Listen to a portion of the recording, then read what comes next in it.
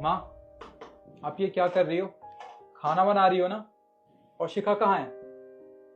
मैंने आपसे कितनी बार कहा है कि आप घर का कोई काम मत किया कीजिए। डॉक्टर ने आपको मना किया है, आपको रेस्ट करना चाहिए। फिर भी आपको मेरी बात समझ में नहीं आती ना। खैर, इसमें आपकी गलती नहीं है, इसमें गलती शिखा की है।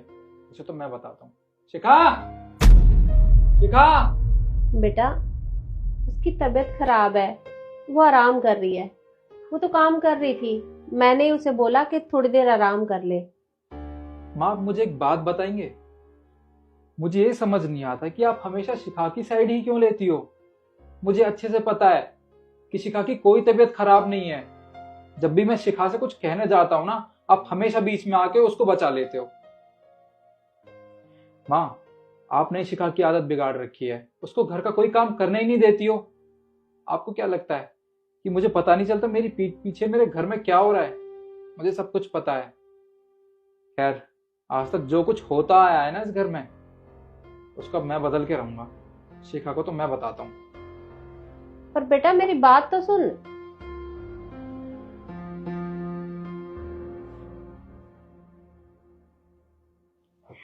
शिखा, तुम में थोड़ी बहुत शर्म बची है या नहीं? वहां किचन में मेरी बीमार माँ मेरे लिए खाना बना रही है और मेरी बीबी यहाँ फोन चला रही है। तुम्हें पता है ना मेरी माँ की तबीयत कितनी खराब रहती है, और इसी बात पे तुम खुद को मेरी माँ से कंपेयर करती हो।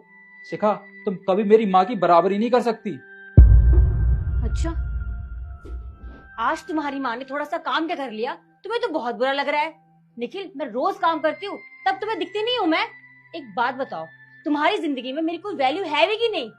तुम वैल्यू की बात कर रही हो? तुम्हें पता है ना माँ की तबीयत कितनी ज्यादा खराब रहती है। डॉक्टर ने उनसे कहा है कि वो घर का कोई भी काम नहीं कर सकती, उन्हें रेस्ट करना होगा। पर मेरी माँ मेरे लिए खाना बनाती है, घर के सारे काम करती है।